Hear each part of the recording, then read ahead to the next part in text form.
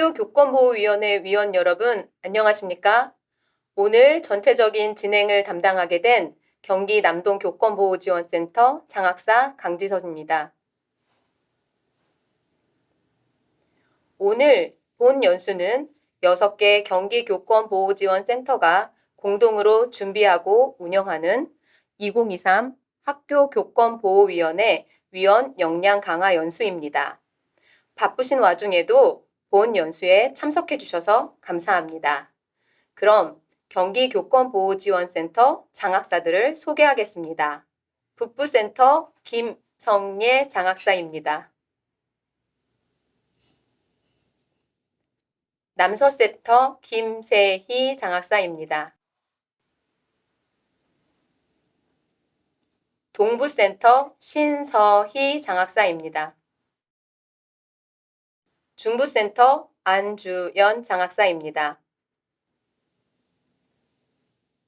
남부센터 박면영 장학사입니다. 다음으로 오늘 연수 일정에 대해서 안내해 드리겠습니다. 먼저 경기도교육청 변성숙 변호사님께서 교육활동 침해행위의 이해라는 주제로 강의를 하시겠습니다. 다음으로는 6개 센터 장학사들의 학교교권보호위원회 심의 절차 시연이 있겠습니다. 마지막으로 질의응답 시간을 갖도록 하겠습니다. 법률 또는 행정적인 질문이 있으신 경우 실시간 채팅창을 통해 질문해 주시면 추후 공유할 만한 내용에 대해서는 답변 드리도록 하겠습니다. 그리고 시연 시나리오는 채팅창에 공유할 예정이므로 필요하신 분은 다운받아 활용하시기 바랍니다. 추후 연수를 위해 만족도 조사를 진행할 예정이오니 참여해 주시면 감사하겠습니다.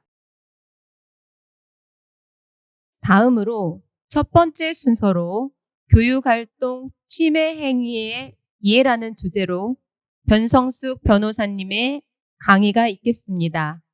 환영의 마음을 담아 변성숙 변호사님을 모시겠습니다. 네, 안녕하세요. 네, 저는 경기도교육청에서 변호사 역할을 하고 있는 변성숙이라고 합니다. 저는 오늘 교원지휘법으로 살펴보는 교육활동 침해 행위의 이해라는 주제로 연수를 시작해 보도록 하겠습니다. 그럼 시작하겠습니다. 피해자가 학생인 학교폭력에 대해서는 학교폭력 예방법에 따라 사안을 처리하게 됩니다. 다만 피해자가 교육활동 중인 교원일 때는 어떻게 해야 할까요? 교원지휘법에 따라 교육활동 침해 행위로 볼 수 있는 행위에 대해서는 교원지휘법에 따른 사안 처리를 하게 될 텐데요. 그렇다면 교육활동 침해 행위란 무엇일까요? 일단 교육활동 침해 행위가 무엇인지에 대해서 살펴보려고 합니다. 교원의 지위 향상 및 교육활동 보호를 위한 특별법에 따르면 제15조를 살펴보려고 해요. 유치원 그리고 학교의 장은 소속 학교의 학생 또는 그 보호자 등이 교육활동 중인 교원에 대하여 교육활동 침해 행위를 한 사실을 알게 된 경우에는 즉시 보호 조치를 해야 한다라고 되어 있습니다. 즉 유치원 및 학교의 장은 가해자가 소속 학교의 학생 또는 그 보호자 등일 때 교육활동 중인 교원에 대한 교육활동 침해 행위를 알게 되었을 때는 보호 조치를 해야 한다는 의미인데요. 네, 교육활동 침해 행위의 유형은 다음과 같습니다. 상해와 폭행의 죄, 협박의 죄, 명예에 관한 죄, 손괴의 죄, 그리고 성폭력 범죄 행위, 불법 정보 유통 행위, 그리고 그 밖에 교육부 장관이 정하여 고시하는 행위라고 되어 있는데요. 교육부 장관이 정하여 고시하는 행위에는 이런 것들이 있습니다. 공무방해에 관한 죄, 업무방해에 해당하는 범죄로 교원의 정당한 교육활동을 방해하는 행위가 들어 있습니다. 다음은 성적 언동 등으로 성적 굴욕감 또는 혐오감을 느끼게 하는 행위라고 되어 있고요. 그리고 정당한 교육활동에 대해 반복적으로 부당하게 간섭하는 행위도 교육활동 침해 행위의 유형으로 볼 수 있겠습니다. 그리고 최근에 저희 교육활동 침해 행위 유형에 신설된 내용이 하나 있잖아요. 모두 아시리라 생각이 됩니다만 저희 함께 한번 읽어보죠. 교원의 정당한 생활 지도에 불응하여 의도적으로 교육활동을 방해하는 행위입니다. 이 역시 교육활동 침해 행위의 유형의 하나로 들어왔다는 것, 올해 3월 23일자로 시행이 되고 있거든요. 이것도 기억을 해 두셔야겠습니다. 그리고 교육활동 중인 교원의 영상 등을 촬영 등하여 무단으로 배포하는 행위 등도 교육활동 침해 행위의 유형으로 볼 수 있겠습니다. 교육활동 침해 행위의 의미에 대해서 좀 더 구체적으로 살펴보려고 합니다. 방금 교원지휘법 제15조를 저희가 함께 살펴봤는데요. 교육활동 침해 행위의 주체를 누구라고 규정을 해 놓았던가요? 바로 소속 학교의 학생 또는 그 보호자 등이라고 되어 있습니다. 소속 학교의 학생 또는 그 보호자가 대표적인 침해자인 것은 맞을 것 같은데요. 다만 등이라는 표현이 되어 있어서 교원의 정당한 교육활동을 침해하는 사람이라면 학생 또는 보호자가 아니라 하더라도 침해 행위의 주체가 될 수 있다고는 해석이 되는데요. 먼저 학음시 판례를 하나 보고 올게요. 수원지방법원의 판결입니다. 교육활동 침해 행위의 주체에 교사가 포함되는지와 관련된 내용으로 다투어졌었는데요. 제15조에 따르면 실제 등이라는 표현이 들어있어 대표적인 침해 주체를 예시하여 둔 것에 불과하다. 그렇다면 학생과 학부모가 아닌 제3자, 즉 해당 학교의 교원이라 하더라도 침해 행위의 주체가 될 수는 있겠다라고 판시한 바가 있습니다. 다만 그렇다 하여 사실 가해자를 무한히 저희가 늘릴 수는 없는 노릇이거든요. 따라서 교육활동과 직접적인 관계가 없는 인사관리나 업무 분장 갈등, 갑질 피해 등은 교육활동 침해 행위로 조금은 보기 어렵겠다. 따라서 가해자가 누구인지도 중요합니다만 교육활동과 밀접한 관련이 있는지가 훨씬 더 중요하다 보시면 될 것 같습니다. 다음은 교육활동 침해 행위의 대상입니다. 교육활동 침해 행위의 대상은 교육활동 중인 교원이라고 되어 있습니다. 교원이 받은 모든 피해를 교육활동 침해 행위로 인정하는 것은 아니고요. 그 중에서 교육활동 중인 교원에 대한 침해 행위에 대해서 교원지휘법이 보호를 하겠다라고 하고 있는 건데요. 그러면 교육활동이란 무엇일까요? 교원지휘법에는 교육활동이 무엇인지에 대해서는 명료하게 나와 있지는 않습니다. 다만 학교안전법에는 교육활동의 범위가 정의되어 있고요. 저희는 학교안전법상의 교육활동을 참고하여 교육활동 중인지 여부를 판단할 수 있다라고 보시면 될 것 같습니다.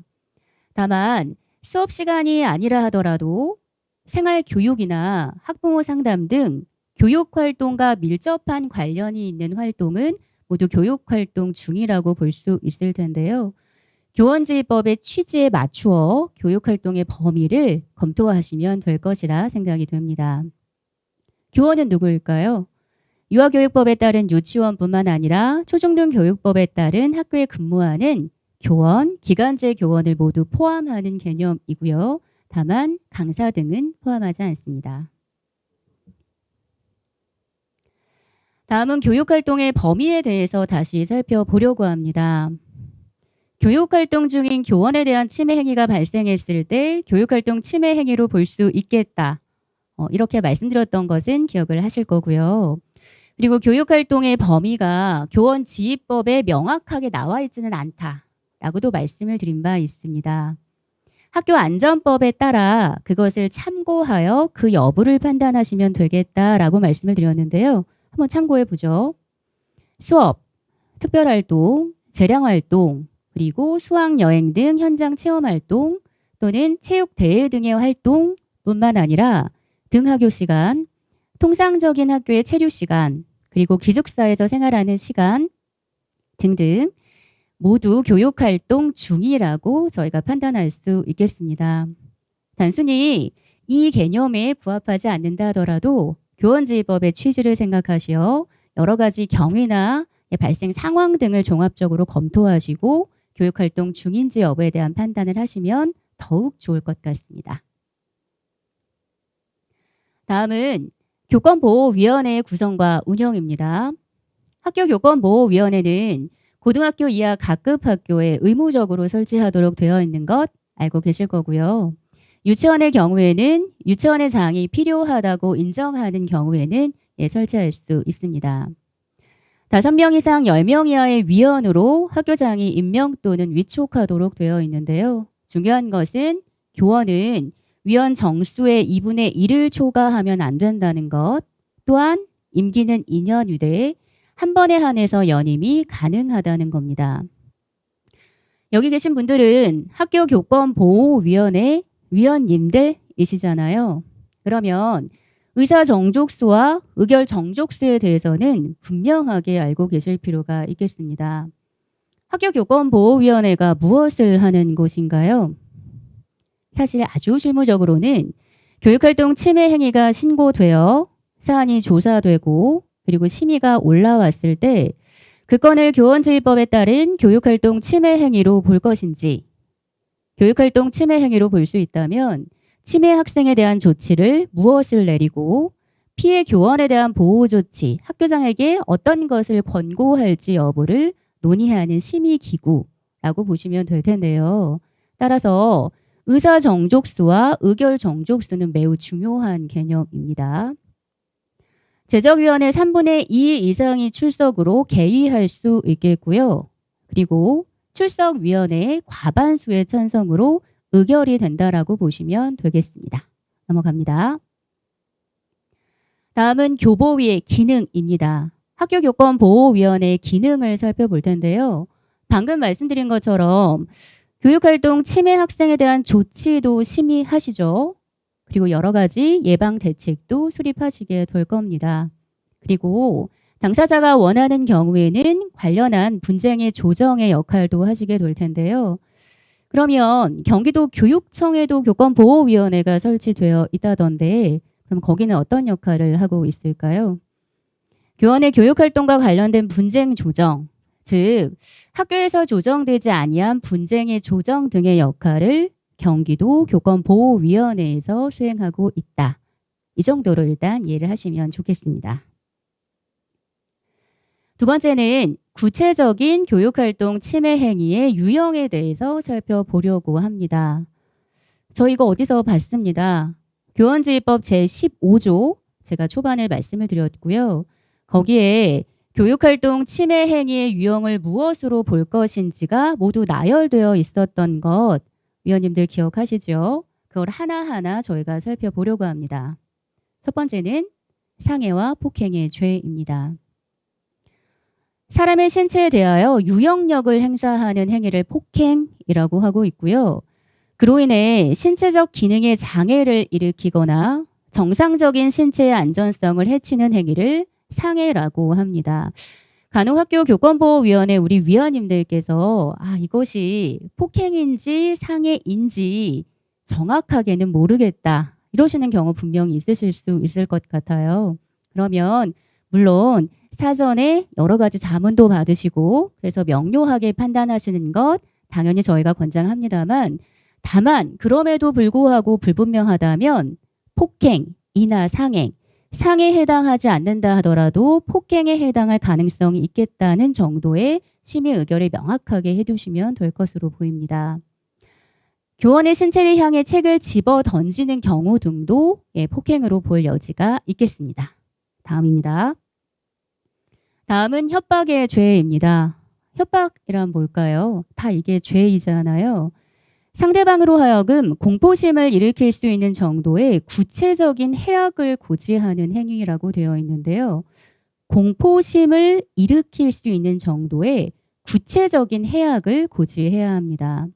따라서 행위자의 행동이 그러하니 침해 학생이 혹은 보호자의 행동이 그 피해 교원에게 공포심을 일으키기에 충분할 정도인지 등을 논의해 주시면 되겠습니다. 실제 공포심을 느꼈는지 보다는 그 행위가 교사에게 공포심을 일으키기에 충분한 정도인지에 초점을 맞추어 심의를 하시는 게 좋겠는데요. 교원이나 그 가족을 해코지 하겠다는 경우뿐만 아니라 지도하던 과정 중에 자기가 자해를 하겠다라든지 자살 시도를 하겠다며 구체적인 해악을 고지하는 경우도 협박으로 볼 여지가 있겠습니다. 다음은 명예훼손과 모욕입니다. 가장 많이 들어보셨을 것 같아요. 명예훼손과 모욕은 사실 비슷한 개념이기도 하거든요. 명예훼손은 공연히 사람의 사회적 평가를 저하시킬 만한 구체적인 사실이나 허위 사실을 적시하는 경우를 말합니다. 중요한 것은 구체적인 사실을 적시한다는 점입니다. 그러면 모욕이랑 어떤 차이점이 있을까요? 모욕 역시 공연히 사람의 사회적 평가를 저하하는 말을 하는 것은 동일한데요. 구체적 사실을 적시하는 명예훼손과는 달리 단순히 경멸적인 감정을 표현하는 경우를 모욕이라 칭합니다. 어떤 학생이 학생과 학부모들에게 저러한 허위 사실을 이야기합니다. 네, 명예훼손에 해당될 가능성이 있겠습니다. 세 번째 보죠. 수업 중에 학생이 생활 지도하던 교사에게 저러한 욕설을 아주 큰 소리로 해요. 주변 친구들이 다 앉아 있었거든요. 교육활동 중인 교원에 대해서 경멸적 감정을 표현하는 말을 합니다.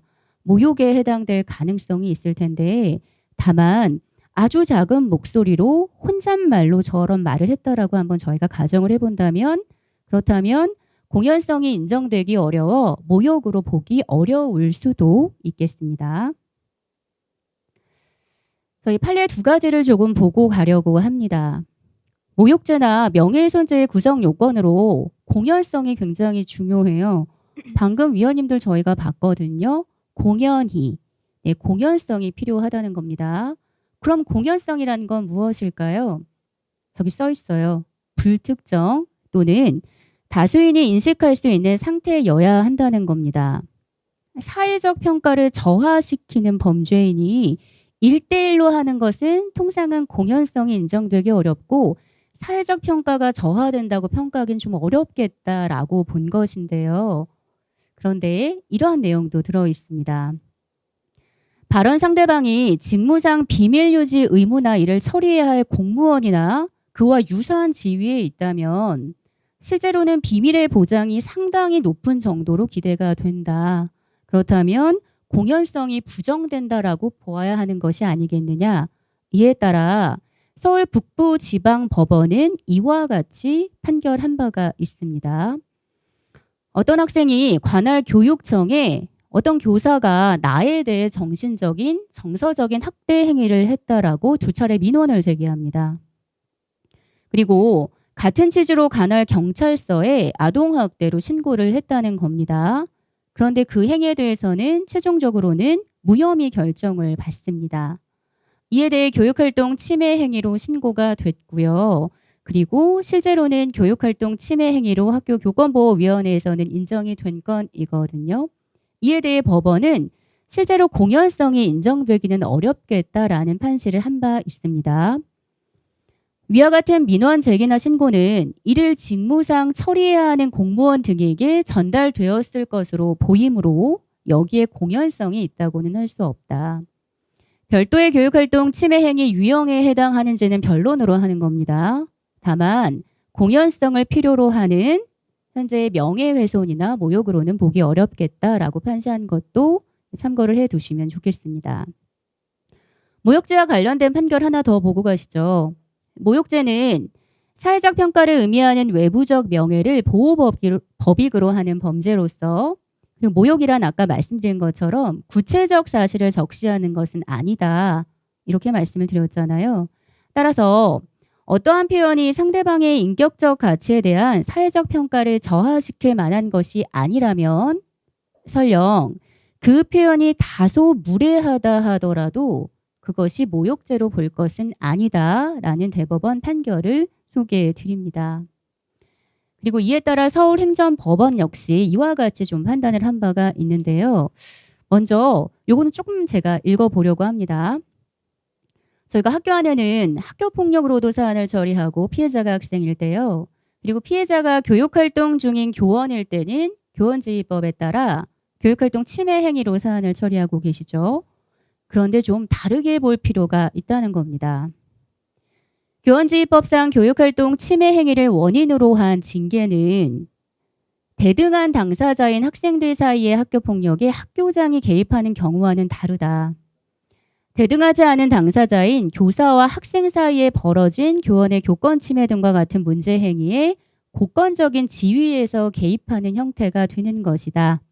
따라서 어린 학생이 학교 정책 등에 대한 불만을 표시한 내용이 문제되는 상황이라면 그 표현이 다소 거칠더라도 여러 가지 이것을 인정함에 있어서는 특히 신중해 달라고 지금 말을 하고 있는 건데요. 어떤 말을 이 아이가 했는지 좀 볼까요? 존경하는 생활부장님께서 친히 남겨주신 서한이다. 그런데 말투가 저러하다 라고 지금 굉장히 모욕적인 말을 써놨습니다.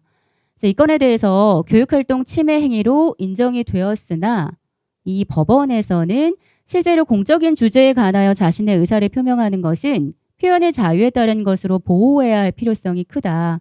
따라서 이에 대한 제한은 신중하게 할 필요가 있겠다는 이유로 취소시킨 바가 있습니다. 이제 공연성이 필요하다는 말씀을 드렸는데요. 공연성이 무엇인지는 앞서 살펴봤어요. 사회적 평가를 저하시키는 것이기 때문에 실제로는 1대1로 하는 것은 공연성이 원칙적으로는 부정된다 라고 말씀을 드렸는데 다만 1대1이라 하더라도 개별적으로 한 사람에 대하여 사실을 유포했다 하더라도 그로부터 불특정 또는 다수인에게 전파될 가능성이 있다면 공연성이 있다고 볼 여지가 있겠다는 취지의 판례도 아주 많으니까요. 예, 참고해서 심히 의결해 주시면 좋겠습니다. 뒤로 안 넘어가네요. 잠시만요. 이제 다음은 손괴죄입니다. 손괴라는 표현은 타인의 물건을 원래 용도대로 쓸 수 없게 하는 행위를 의미합니다. 이 표현은 굉장히 어색하실 수도 있을 것 같아요. 그러니까 망가뜨리는 행위 정도로 이해하시면 되겠습니다. 교사가 작성한 파일을 일부러 삭제해서 사용하지 못하게 합니다. 수업 자료로 저희가 만들어 놓은 것들을 이런 것들을 손괴죄에 해당한다라고 저희가 보고 있고요. 교육활동 침해 행위의 유형으로 보시면 되겠습니다. 다음은 성폭력 범죄입니다. 성폭력 범죄의 유형은 제가 구체적으로 좀 넣어놨으니까요. 그리고 경기도 교육청에서 발간한 또 업무 길라잡이에도 업무 처리 굉장히 디테일하게 나와 있으니까 한번 확인을 해보시면 좋을 텐데요. 교사의 의사에 반하여 교사의 신체를 접촉하여 성적 불쾌감이나 혐오감을 유발하는 경우뿐만 아니라 계단을 올라가고 있는 교사의 저런 것들을 촬영하는 불법 촬영, 카메라 등을 이용한 촬영 등도 모두 성폭력 범죄라 하겠습니다. 성폭력 범죄에 좀 기억하셔야 될 게 있는 것 같아요. 이미 넘어갔습니다만 제가 왜 이런 말씀을 드리냐면 위원님들께서는 이제 침해 학생 점수를 매기시고 조치를 내리게 될 텐데 저희가 전학 퇴학 한 번에 못 내리잖아요. 다만 특정한 유형의 교육활동 침해 행위에 해당하는 경우에는 첫 번째 건이라 하더라도 중징계를 내릴 수 있다고 되어 있는데요. 그 유형이 뭔지 혹시 기억이 나실까요? 상해와 폭행 그리고 성폭력 범죄입니다. 다음은 불법 정보 요통 행위입니다. 정보통신망을 통한 명예훼손과 정보통신망을 통한 공포심이나 불안감을 유발하는 행위 등을 불법 정보 요통 행위라고 합니다. 말은 어렵지만 사실 다 아시는 것들이에요. 정보통신망을 이용해서 실제 교사의 명예를 훼손하는 행위를 말합니다.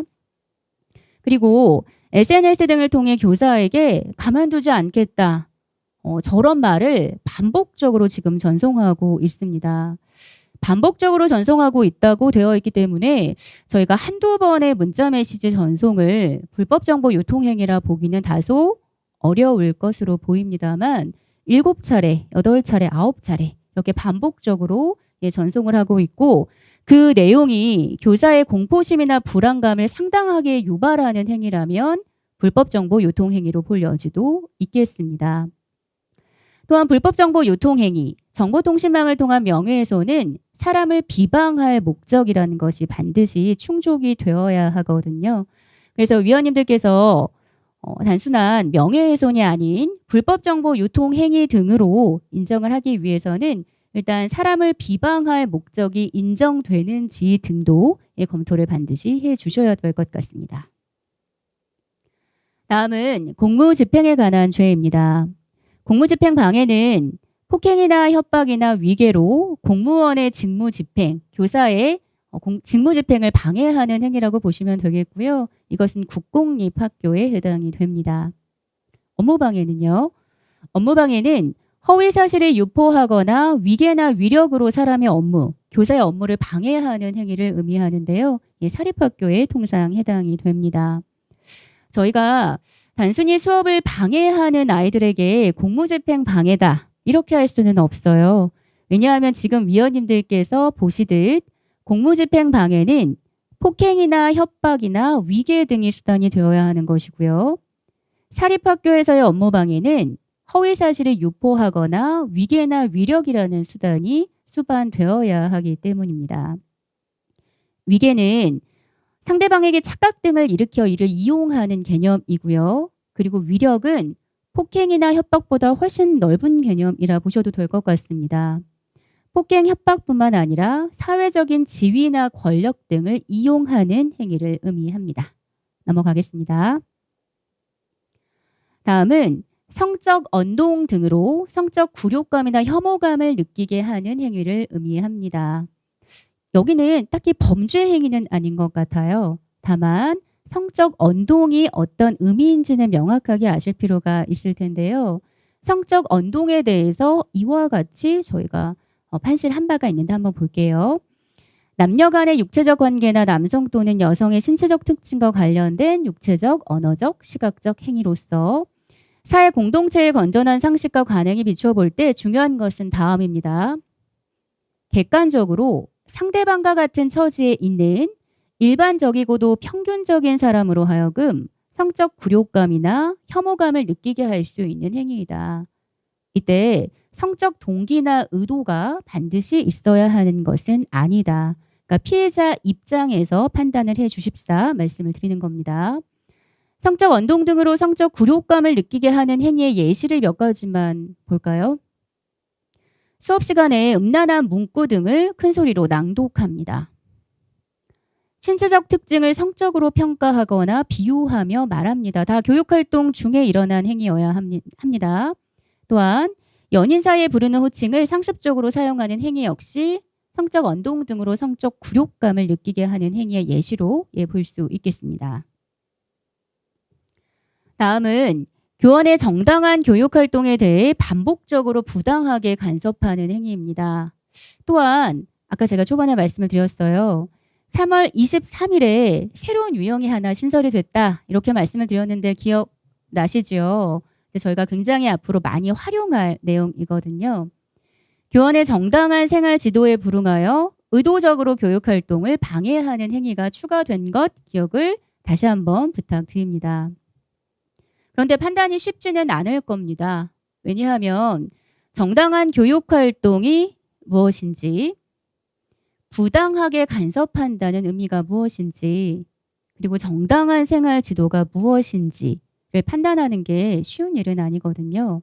다만 최근에 나온 여러 가지 판례를 살펴보면 정당한 교육활동이나 생활 지도와 관련해서 혹여나 아동학대와 관련된 신고가 되었다면 그 아동학대의 결과가 정당한 교육활동이나 생활 지도에 굉장히 큰 영향을 미치는 것을 확인할 수 있었습니다. 뒤에서 한번 보고 올까요? 여기 있네요. 광주 고등법원의 판결입니다. 한번 저런 민원을 계속 제기하셨대요. 담임교사의 교체를 계속적으로 주장해요. 그에 따라 담임교사가 있는 반에 우리 아이 못 보내겠다. 등교를 거부합니다. 이런 사례 종종 있잖아요. 이 건에 대해서 교육활동 침해 행위로 신고서를 접수하셨고 그리고 학교교권보호위원회가 개최돼서 실제로 교육활동 침해 행위로 인정이 된 바가 있거든요. 이에 대해 법원은 사실 이렇게 판단을 합니다. 비록 원고의 요청이나 문제제기 방식 등에 다른 학부모들과 비교하여 과도한 측면이 있다고 볼 수는 있겠다. 그건 사실이다. 이는 근본적으로 원고가 정당하게 문제를 제기한 학생 인권 침해 행위에 대해 피고나 교사들이 종전의 교육 관행이나 타성이 젖어 이를 효과적으로 시정하지 아니함에 따라 촉발시켰을 가능성이 없지 않다. 검찰 역시 위 담임교사의 아동학대 사건에서 기소를 유예한 바 있다. 아동학대 혐의는 인정되지만 크지 않아 있다. 일단 기소를 유예시켰다는 겁니다. 그렇다면 일단 아동학대 혐의가 일부 인정이 됐다 볼 수 있거든요. 그렇다면 담임교사의 교육 방법이 정당한 교육활동에 해당했다고 보기는 좀 어렵다. 이에 대한 학부모인 원고인 문제 제기를 부당한 간섭이라고 볼 것도 아니다. 라고 판시한 바가 있습니다. 제가 말씀드리는 여러 가지 판결은 사실 정답은 아닙니다. 예, 정답은 아니고요. 이제 학교 사정이나 구체적인 사건의 경위 여러 가지를 고려하셔서 이제 판단을 하셔야 되는 부분입니다만 다만 교원의 정당한 교육 활동과 생활 지도에 대한 판단이 이루어질 때 이게 아동학대와 맞닿아서 좀 판단할 여지가 있다는 것을 좀 말씀드리고자 합니다. 예시는 이런 것들이 있네요. 소속 학교의 학부모가 생활기록부 작성이나 생활 지도 등의 정당한 사유 없이 지속적으로 부당한 요구를 하는 경우 등이 지금 예시로 들어와 있는데요. 지금 9번째 유형을 보면 반복적으로 부당하게 간섭한다는 표현을 하고 있거든요. 그러면 위원님들 반복적이 언제까지가 반복적일까요? 횟수? 일수? 뭘로 판단하면 될까요? 이거 역시 정답은 없어요. 다만 제가 최근 판례들을 좀 가지고 온 거거든요. 부산지방법원의 판결에 따르면 하루 동안 일어난 일에 불과하다. 그렇다면 반복한 행위라고 보기는 조금 어렵겠다라는 취지로 판결이 된 거 참고해 보시면 좋을 것 같습니다. 10번째는 교원의 영상 등을 촬영, 녹음하여 무단으로 배포하는 행위라고 해서요. 저희가 단순히 촬영한 행위는 교육활동 침해 행위로 보기 어렵다는 것 아마 안내를 받으셨으리라 제가 생각이 됩니다. 넘어가고요. 상대방과의 대화를 동의 없이 녹음을 하는 것이 위법한지를 여전히 굉장히 많이 질의를 주십니다. 나중에 이제 교권보호위원회에서 제출된 여러 가지 자료에 어떤 활용 여지, 증거 능력 등등을 인정할지 여부에 대한 판단을 하실 때도 실제로 이 쟁점이 굉장히 중요하게 될 텐데요.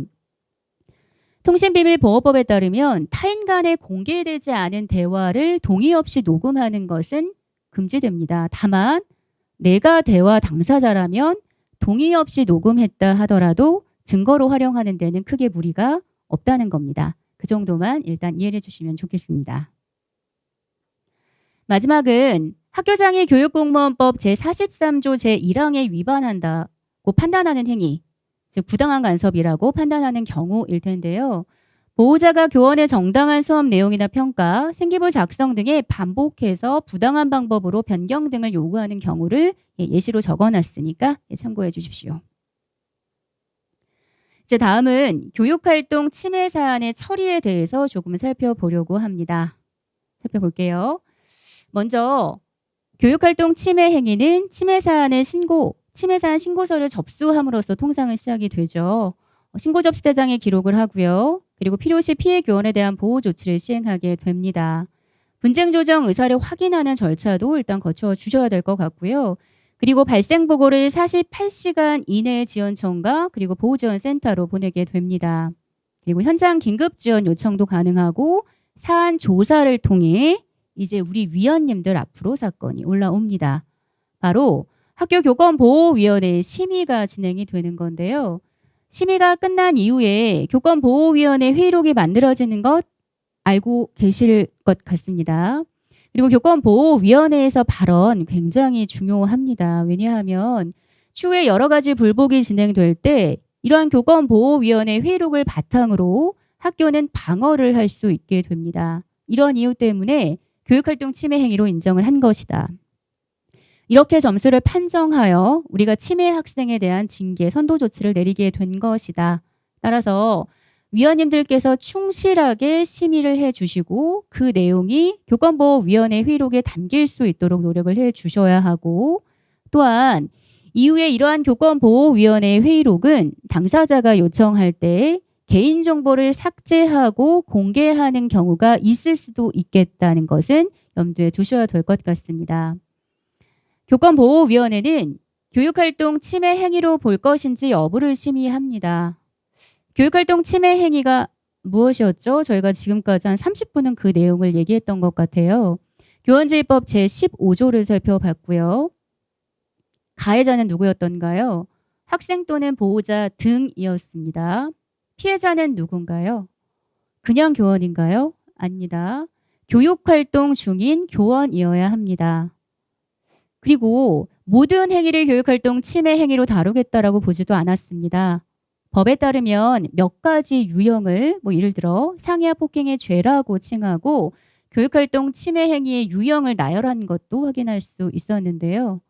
여기 계신 위원님들께서는 그와 같이 이 건을 교육활동 침해 행위로 볼 것인지 인정이 된다면 침해 학생에 대한 조치를 어떤 것을 내릴지 그리고 피해 교원에 대한 보호 조치는 어떤 것을 내려 학교장에게 권고할지 등을 심의하시면 되겠습니다. 최종적으로 침해 학생에 대한 징계를 내리는 것이기 때문에 학생과 그리고 피해 교원 모두에게 적극적이고 충실한 의견 진술 기회를 부여해야겠습니다. 또한 전문가 의견 청취가 가능하다 되어 있고요. 통상 교권보호위원회 회의는 비공개로 진행하고 있기 때문에 만약 교권보호위원회 변호사가 참석하고 싶다. 이럴 때 어떻게 대응하셔야 될까요? 당연하게 참석이 허용되는 것은 아니다. 따라서 사전에 관련된 의견서를 교권보호위원회에 제출할 수 있도록 독려하시는 게 가장 좋은 방법이라 하겠습니다.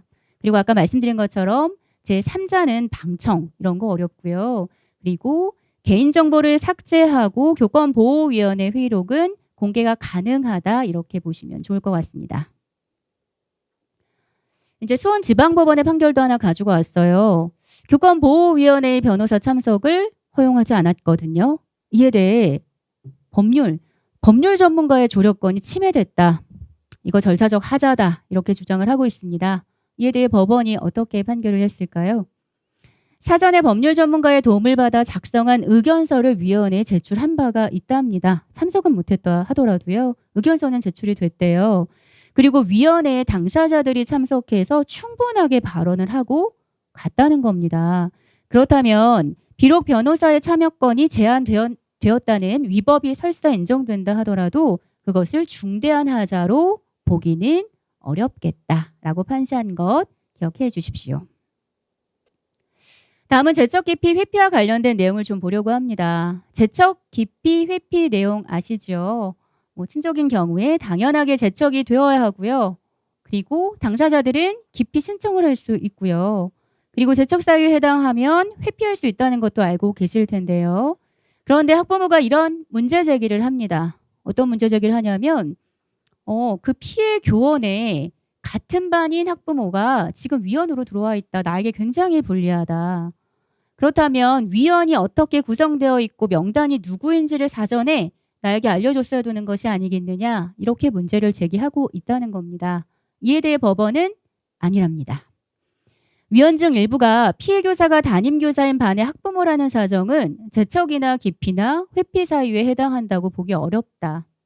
그리고 이러한 사정을 사전에 원고에게 고지해야 할 법적인 근거도 없다. 따라서 피해 학생, 침해 학생이죠. 침해 학생 측의 기피 신청권이 침해되었다고 보기는 어렵다. 이렇게 판시한 바 있습니다. 넘어갑니다. 이렇게 해서 의결을 하게 되면요. 학교장에게 통보하고 학교장은 조치 결과를 통지하고 그 조치 결과를 보고하면 이 과정이 마무리가 되는데요. 그러면 교권보호위원회에서 침해 학생과 피해 교원에게 어떠한 조치를 내릴지 이제 마지막으로 이거 정리하고 끝내도록 하겠습니다. 침해 학생에 대한 조치가 뭐가 있을까요? 다음 각호의 어느 하나에 해당하는 조치를 할 수 있답니다. 하나에 해당하는 조치입니다. 교내봉사, 사회봉사, 특별교육이식 또는 심리치료, 출석정지, 학급교체, 전학, 퇴학 처분입니다. 이때 제가 지금 안내하지 않아도 주조치, 부가조치 이런 거 혹시 기억이 나실까요? 1호부터 7호까지를 통상 이제 내려야 되는 주조치라고 보고 있고요. 이때 1, 2, 4, 5호의 경우에는 부가조치, 그러니까 특별교육 또는 심리치료를 내릴 수 있습니다. 전학은요, 특별교육 또는 심리치료를 내려야 합니다. 치료는 아닙니다. 이런 정도는 지금 기억을 해 두셔야 될 것 같아요. 그리고 이 조항으로 그것을 확인해 보시면 되겠습니다. 6호 전학은 받도록 해야 하고요. 1, 2, 4, 5호의 경우에는 받게 할 수 있다는 겁니다. 그리고 뒤에서 한번 보시겠습니다만 3호 조치는 단독으로도 내릴 수 있게 됩니다. 넘어갈게요. 그리고 치매 학생에 대한 조치는 이와 같이 1호부터 7호까지가 있는데요. 그러면 학교에서 봉사 지금 어떻게 내리나요? 시간수로 내리시죠. 사회봉사는요, 위원님들 시간수로 내리게 됩니다. 특별교육 20도는 심리치료도 그렇게 내립니다. 다만 출석 정지는 일수로 내리는 걸 원칙으로 한다는 것 기억해 두십시오. 이제 치매 학생에 대한 조치 심의를 보려고 합니다. 교육활동 치매 학생 조치별 적용 기준이 있다는 거 당연히 알고 계시잖아요. 지금 교권보호위원회와 관련된 판례는 이 세부 기준을 적용하지 않았을 때 절차적 하자가 인정되는지 명료한 건 아직 없어요. 다만 유사한 법안인 학교폭력 예방법과 관련된 판례에 따르면 이 세부 기준을 정확하게 적용하지 않았을 때 절차적 하자를 인정한 사례가 굉장히 많기 때문에 위원님들께서도 반드시 이 적용 기준을 준수해야 한다라고 기억을 해 두셔야 될 것 같습니다. 기본 판단 요소와 추가 판단 요소로 나뉘어져 있습니다. 기본 판단 요소는 심각성, 지속성, 고의성, 반성 정도, 그리고 관계 회복 정도를 각 요소별로 평균 내는 거 아니고요. 합의해서 판정하는 것을 원칙으로 합니다. 총 점수가 몇 점인가요? 심각성, 지속성, 고의성은 5점 만점이고요. 반성 정도와 관계 회복 정도는 3점 만점으로 되어 있으니 총 21점 만점이 되겠습니다. 이렇게 저희가 점수를 합산한 이후에 어떤 조치인지를 먼저 확인하시게 되겠죠. 그 다음 과반수 찬성으로 추가 판단 요소에 따라 가중하거나 감경할 수 있다고 되어 있는데요. 감경 사유엔 뭐가 있는지 볼까요? 치매 학생이 장애가 있다면 한 단계 감경이 가능하다고 되어 있고요. 그리고 피해 교원이 임신하거나 장애가 있다면 한 단계 가중이 가능하다라고 되어 있습니다. 과반수 찬성의 의결이 필요합니다. 특별교육 또는 심리치료가 단독으로도 내릴 수 있고 1, 2, 4, 5에는 선택으로 6호에는 필수적으로 내리셔야 된다는 것, 이것은 앞서 저희가 살펴본 바 있습니다. 대전지방법원 판결도 볼게요. 이거 장애와 관련된 얘기를 제가 좀 찾아서 가지고 왔거든요. 학교폭력도 마찬가지고 교육활동 침해 행위도 마찬가지이고요. 적어도 학교폭력이나 교육활동 침해 행위에는 어느 정도 책임질, 그러니까 고의가 있어야 된다고 보고 있거든요. 관련된 내용을 좀 보시면 될 텐데요. 지금 원고는 심한 자폐성 장애를 가지고 있다는 겁니다. 따라서 이건 교육활동 침해 행위에 해당하지 않는다라고 지금 변호사는 강력하게 주장을 하고 있습니다. 근데 저희 인정했거든요. 이에 대해 법원은 이렇게 판단을 합니다. 이 사건 학교의 특수학급이 아닌 일반 학급에서 아이는 생활을 해왔다. 그리고 장애 정도 결정과 지능 검사 결과를 보더라도 아이는 자신이 한 행동의 의미를 어느 정도는 안 상태에서 행위를 저지른 것으로 보인다. 그렇다면 교육활동 침해 행위로 볼 수 있겠다라고 판시한 바 있네요.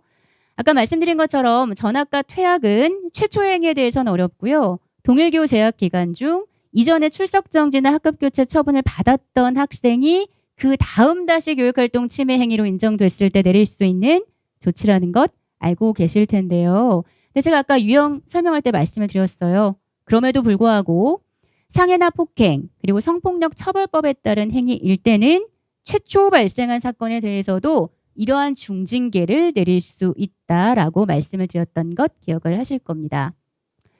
저희가 교육활동 침해가 아니라고 판단되는 경우에는 실제로 조치 불가능하고요. 생결 조치도 어렵습니다. 다만 침해 행위는 생결 조치는 가능하죠. 교육활동 침해가 아니라고 봤으니까요. 다만 침해 행위는 맞으나 사안이 경미해서 혹은 경감돼서 조치 없음으로 처리된 경우도 있을 텐데요. 그 건은 교육활동 침해 행위로 인정이 되었기 때문에 실제로는 교원에 대한 조치는 가능하고 생교의 징계 조치는 불가능하다고 이해를 하시면 되겠습니다. 조치행 개시 기한은 참고로 보시면 될 것 같아요. 그러니까 위원님들께서 조치를 내리시게 되면 5호까지는 심의가 끝난 날부터 7일 이내에, 그리고 6호와 7호는 6호는 특별교육 또는 심리치료가 종료된 날로부터 14일, 그리고 7호는 심의가 끝난 날로부터 14일 이내에 그 조치 이행을 개시하도록 되어 있습니다. 시간이 40분이 다 된 것 같으니까요. 이제 마지막 마무리를 좀 해보겠습니다. 마지막은 보호조치의 종류입니다. 저희가 치매 학생의 조치 종류 봤고요. 그 기준에 따라 면밀하게 판단해달라는 부탁 말씀도 드렸잖아요. 보호조치는 심리상담 및 조언, 그리고 치료 및 치료를 위한 요양, 그리고 그 밖에 교권 회복에 필요한 조치가 있는데요. 바로 뒤로 가고요. 심리상담 및 조언은 이와 같은 지원센터와 협력기관 연계해서 받으실 수 있겠고, 그리고 치료는 병의원에서, 그리고 치료를 위한 요양은 공무상 요양 승인이나 공무상 병가 등으로 하실 수 있겠습니다. 그리고 그 밖에 치유와 교권 회복에 필요한 조치의 예시로 저희가 인사 세부 기준에 따라서 비정기 정보 요청 등을 예시로 안내하고 있고요. 그리고 우리 선생님들께서 종종 좀 많이 이용하시죠. 5일의 범위 내에서 특별 휴가 부여가 가능하다는 것. 교보의 개최 전에도 가능하되 다만 추후에 저희가 교육활동 침해 행위로 인정이 되지 않는다면 연가 등으로 바꾸셔야 된다는 것도 기억을 해두시면 좋을 것 같습니다. 이제 마지막은 교육감의 형사 고발이라고 해서요. 저희가 많이 활용되는 건 아니고요. 당사자가 직접 고소할 수도 있겠습니다만 다만 관련 교원이 형사고발 요청서를 경기도 교육감에 요청을 해주시면 저희가 심의해서 고발 여부를 결정하고 있다는 것도 마지막으로 안내하면서 이제 마무리 짓도록 하겠습니다. 고맙습니다. 네, 지금까지 변성숙 변호사님께서 교육활동 침해행위의 의미와 관련 절차에 대해서 안내해 주셨습니다. 긴 시간 동안 수고해 주신 변성숙 변호사님께 감사의 마음을 전합니다. 감사합니다. 이제 두 번째 순서인 학교교권보호위원회 심의 절차에 대한 시연을 시작하겠습니다. 1. 개회 선언. 각 당사자는 분리된 공간에서 대기 중이며 간사는 회의 자료 준비 및 위원 참석 여부를 확인합니다. 위원장은 개회 선언을 합니다. 반갑습니다. 경기학교 학교교권보호위원회 간사 이교권입니다. 지금부터 2023학년도 경기학교 제1차 학교교권보호위원회를 시작하겠습니다. 간사는 성원 보고를 해 주시기 바랍니다. 8명 중 7명이 참석하여 성원이 되었음을 보고합니다. 교원의 지위 향상 및 교육활동 보호를 위한 특별법 시행령 제15조에 의거 제적위원 3분의 2 이상이 출석하여 성원되었으므로 경기학교 제1회 학교 교권보호위원회 개회를 선언합니다. 2. 위원장 인사말, 안건 상정. 위원장은 인사 말씀과 안건 상정을 합니다. 바쁘신 일정 중에도 경기학교에 대한 애정과 관심으로 참석해 주신 위원님들께 감사드립니다. 이번 학교 교권보호위원회는 교원지휘법에 의거하여 교육활동 침해 사안을 심의, 의결하기 위해 소집되었습니다. 위원님들께서는 학교 교권보호위원회의 목적과 규정에 의거 올바른 교육적 조치가 이루어지도록 협조 부탁드립니다. 오늘 심의할 안건은 다음과 같습니다. 사원번호 2023-01 A 교사와 B 학생이 관련된 사안입니다. 3. 제척 기피 회피 안내. 위원장은 위원회 제척, 기피, 회피를 안내하고 간사는 그 사유에 대해 설명합니다. 안건 심의에 앞서 위원회의 제척, 회피 여부를 확인하겠습니다. 간사는 교권보호위원회의 제척, 기피, 회피 사유에 대해 설명해 주시기 바랍니다. 시행령 제13조에 따라 제척, 기피, 회피 사유에 대해 말씀드리겠습니다. 위원이나 그 배우자 또는 배우자였던 사람이 해당 안건의 당사자이거나 해당 안건과 관련된 학생의 보호자였던 경우 위원이 해당 안건의 당사자와 친족이거나 친족이었었던 경우 심의에서 제척되며 위원이 제척 사유에 해당하는 경우에는 스스로 해당 안건의 심의, 의결에서 회피해야 합니다. 당사자는 위원에게 제척 사유가 있거나 공정한 심의 의결을 기대하기 어려운 사정이 있는 경우에는 학교 교권보호위원회에 기피 신청을 할 수 있으며 기피 신청이 있을 때에는 학교 교권보호위원회가 의결로 위원회 기피 여부를 결정하게 됩니다. 이 경우 기피 신청의 대상인 위원은 그 의결에 참여하지 못합니다. 위원님들 중 오늘 심의할 사항과 관련하여 제척 사유에 해당하여 스스로 회피하실 분은 말씀해 주시기 바랍니다. 4. 학교 교권보호위원회 개요 안내. 학교 교권보호위원회 개요를 안내하고 주의사항을 전달합니다. 위원님들께 안내합니다. 욕설, 폭언, 폭행 등을 할 경우에는 퇴실 조치됩니다. 학교 교권보호위원회에서 알게 된 사항에 대하여 비밀을 유지하여야 합니다. 학교 교권보호위원회 진행 과정은 녹음됩니다. 본 심의의 목적은 처벌에 있는 것이 아니라 교육활동 침해 관련자에 대한 선도, 조정 조치를 통한 교원의 교육활동 보호임을 밝힙니다. 사안의 본질과 핵심을 정확하게 이해하고 공정하고 객관적인 조치가 이루어지도록 최선을 다하여 심의하여 주시기 바랍니다. 5. 사안 조사 내용 보고. 간사는 교육활동 침해 사안 보고를 합니다. 이번 교육활동 침해 사안 조사에 대한 보고가 있겠습니다. 교육활동 침해 사안 조사 결과에 대하여 말씀드리겠습니다. 지난 6월 2일 3학년 5반 교실 국어 수업 시간 중에 B 학생이 A 교사의 지도에 화를 참지 못하고 본인의 휴대전화를 교사를 향해 집어 던졌습니다.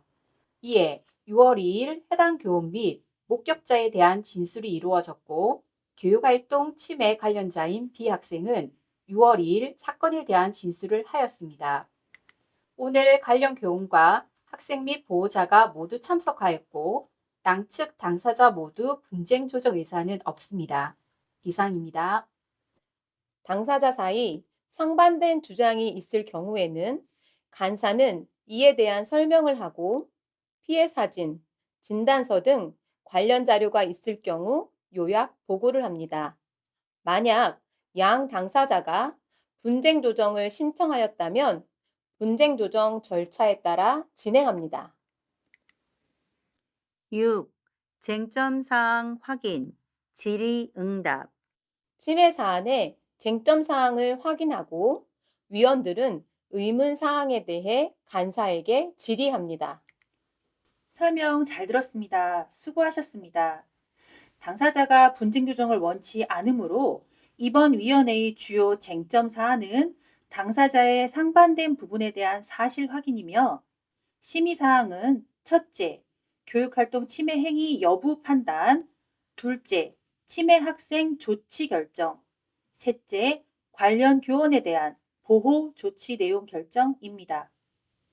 위원님들께서는 의문사항이나 자세히 더 알아보시고 싶은 사항이 있으시면 간사에게 질의하여 주시기 바랍니다. 만약 각 당사자가 불출석한 경우 간사는 관련 사실을 다음과 같이 위원들에게 알립니다. A 교사는 오늘 출석하지 않아 서면 진술로 대차하였습니다. A 교사에게 사안의 요지 및 위원회 회의 일정을 사전에 충분히 고지하였고 A 교사는 불출석의 의사를 명확하게 표시하였습니다. 위원 여러분께서는 제출된 서면 진술서를 충분히 검토하시고 심의 의결에 참여하여 주시기 바랍니다. 당사자가 불참한 경우 서면 등으로 대체하여 진술이 가능하며 허락되지 않은 참여자가 없도록 확인합니다. 만약 사안의 당사자가 법률 대리인 참석을 요청하는 경우 변호사의 참석이 당연히 보장되는 것은 아니므로 서면으로 의견서를 제출하도록 안내합니다.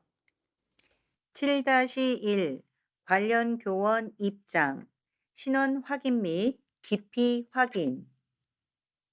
간사는 관련 교원을 입장시키고 위원장은 신원을 확인하고 기피 신청 및 유의 사항에 대해 안내합니다. 먼저 관련 교원에게 질의응답을 하도록 하겠습니다. 간사께서는 해당 교원을 입장시켜 주십시오. 교육활동 침해가 발생한 어려운 상황이긴 하지만 정당한 교육활동 보호를 위해 조치를 위해 필요한 절차에 이오니 협조를 부탁드립니다. 선생님의 성명을 말씀해 주세요. 제 이름은 A입니다. 먼저 법령의 절차에 따라 기피 신청 및 유의 사항에 대해 안내해 드리겠습니다. 본 교권보호위원회 참석위원 중에서 이번 심의에 대해 제척 사유가 있거나 공정한 심의 의결을 할 수 없다고 생각되는 위원이 있으신가요? 있으면 기피 신청해 주시기 바랍니다. 기피 신청은 하지 않겠습니다. 기피 신청이 있는 경우 기피된 위원을 제외한 나머지 위원의 과반수 의결로 기피 여부를 결정합니다. 7-2 진술시 주의사항 및 사안 내용 설명. 위원장은 관련 교원에게 위원회 심의 시 주의사항에 대해 안내합니다. 다음으로 위원회 심의를 시작하기 전에 몇 가지 주의사항을 말씀드리겠습니다. 첫째, 발언을 하기 위해서는 먼저 발언하겠다는 의사를 밝히고 위원장에게 동의를 구해 주시기 바랍니다. 둘째, 위원회가 진행되는 동안 욕설, 폭언, 폭행을 할 경우에는 퇴실 조치를 하도록 하겠습니다. 간사는 관련 교원에게 사안 내용을 설명합니다. 7-3 관련 교원 진술 및 질의응답. 관련 교원의 진술을 듣고 위원들은 필요한 경우 교원에게 사안 관련 질문을 합니다.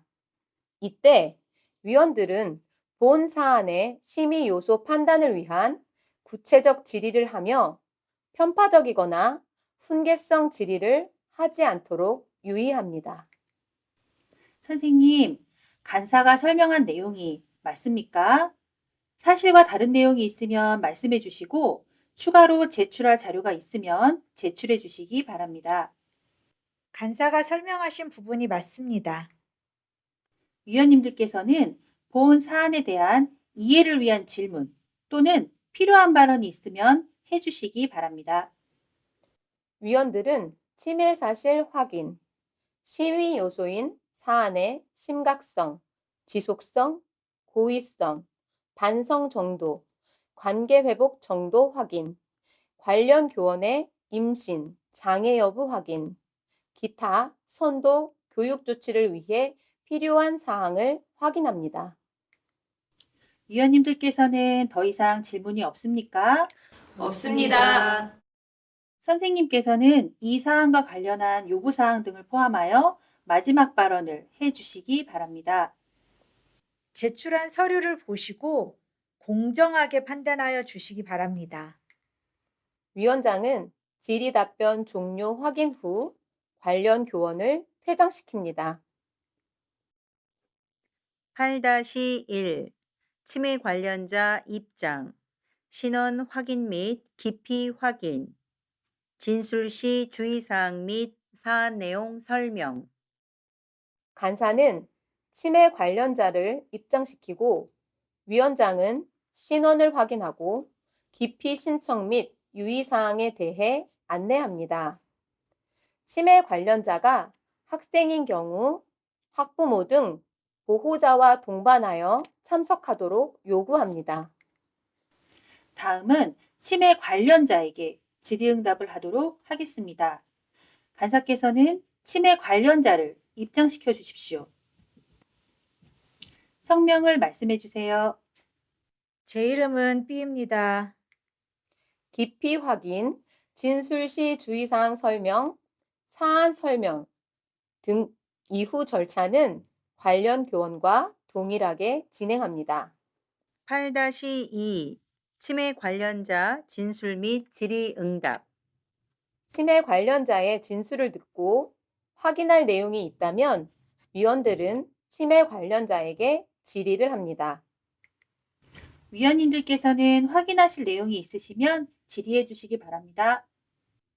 위원들은 치매 사실 확인, 사안의 심각성, 지속성, 고의성, 반성 정도, 관계 회복 정도 확인, 치매 관련자의 장애 여부 확인, 기타 선도 교육 조치를 위해 필요한 사항을 확인합니다.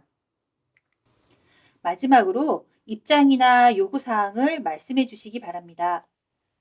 저는 그 당시에 죄송하다고 말씀드렸고 반성하고 있으므로 고려해서 판단해 주시면 좋겠습니다. 위원장은 질의 답변 종료 확인 후 치매 관련자를 퇴장시킵니다. 9. 교육활동 침해 여부 심의. 위원들은 해당 사안이 교육활동 침해에 해당되는지 심의합니다. 간사는 필요한 경우 교육활동 침해 유형에 대한 자료를 위원들에게 제공합니다. 지금까지 당사자 진술을 확인하였습니다. 다음으로 해당 사안이 교육활동 침해인지 여부를 심의하도록 하겠습니다. 첫째, 교육활동 침해 행위 주체 해당 여부. 둘째, 교육활동 중인 교원에 대한 행위인지 여부.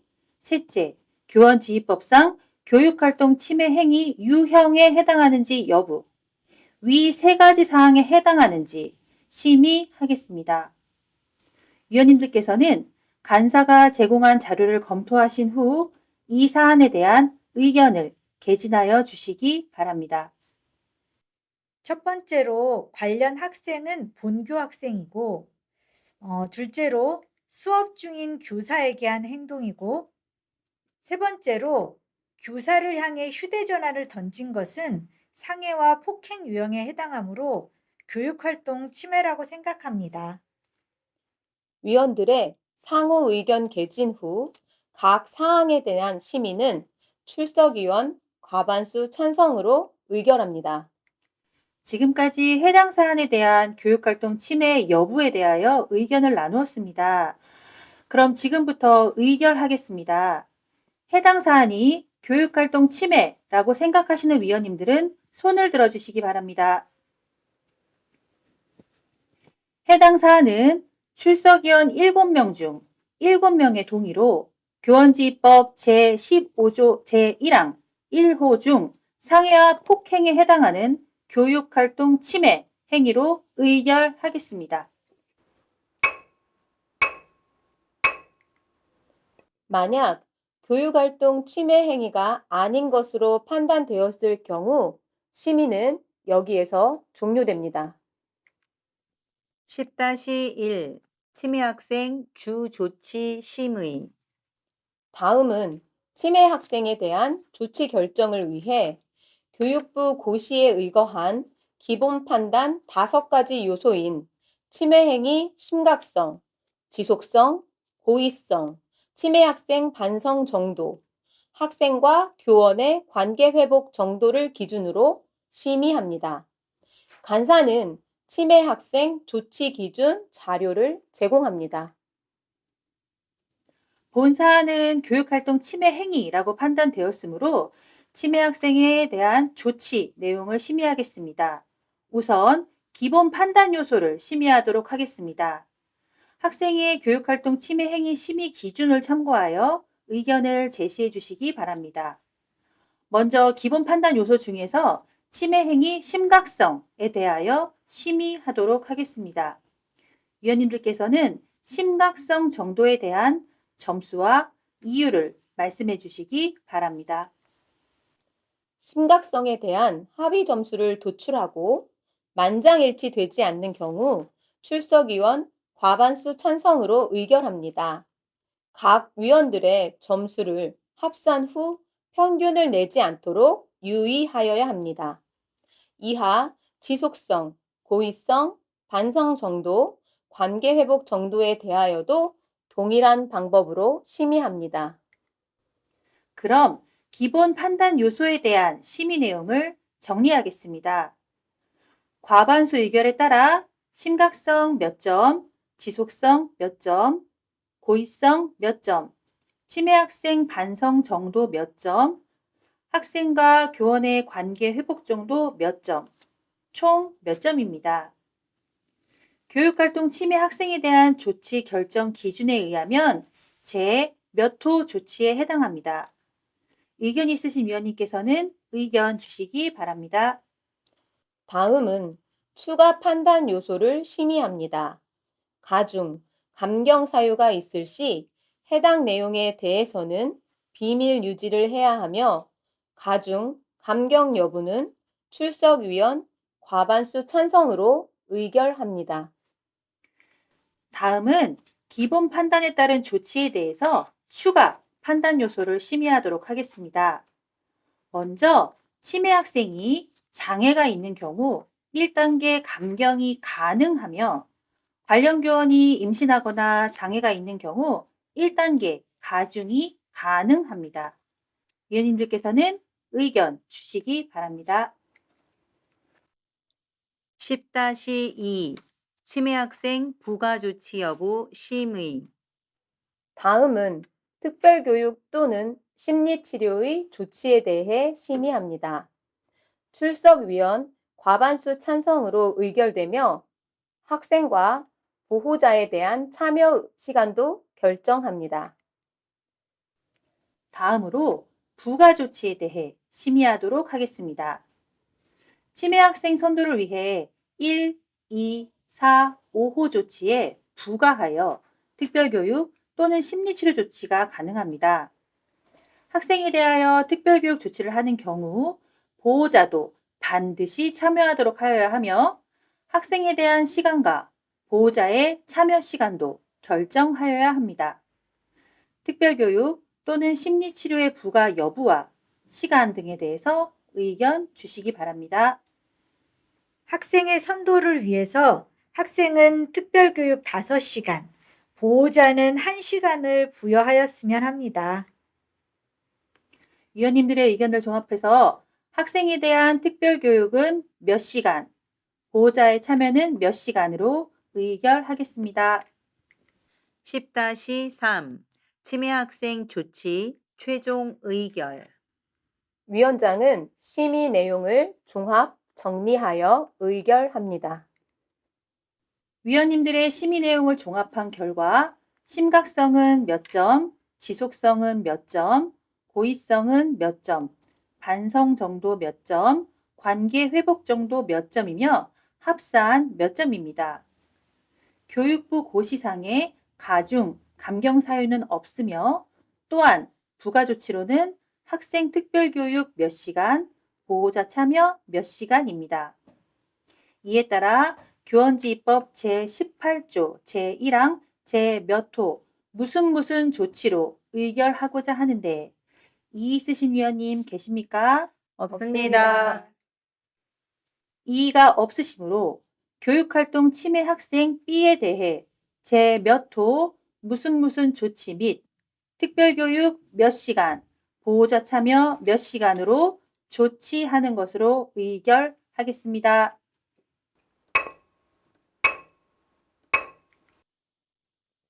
(11) 관련 교원 보호조치 결정. 다음은 관련 교원의 보호 조치에 대해 논의합니다. 교원의 보호 조치로는 심리상담 및 조언, 치료 및 치료를 위한 요양, 그 밖에 치유와 교권 회복에 필요한 조치가 있습니다. 지금부터 위원님들과 협의를 통해 관련 교원 보호 조치를 논의하겠습니다. 위원님들께서는 자유롭게 말씀해 주시기 바랍니다. 관련 교원 A는 경기교권보호지원센터를 통한 심리상담 및 조언을 통해서 심리적 안정을 얻을 수 있도록 보호 조치가 되었으면 좋겠습니다. 동의합니다. 위원님들께서 논의한 사항에 대하여 결정하도록 하겠습니다. 관련 교원 A에 대한 보호 조치는 출석위원 7명 중 7명의 동의로 심리 상담 및 조언 조치를 권고합니다.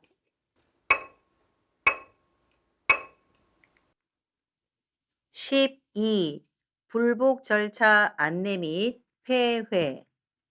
치매 학생 및 관련 교원에 대한 조치 및 불복 절차를 안내합니다.